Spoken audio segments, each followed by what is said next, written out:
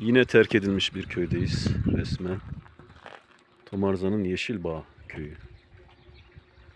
Telefon, internet henüz ulaşmamış bu köye. Sokaklar bomboş. Güzel evler yapılmış. Oturan yok. Eski evlerde kimse yok.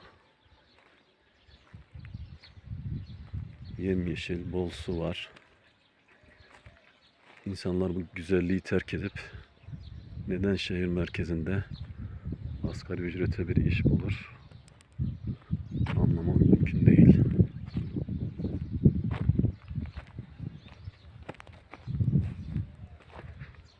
Yedi sekiz tane fakir ailemiz var bu köyde. Bakalım kendilerini bulabilecek miyiz?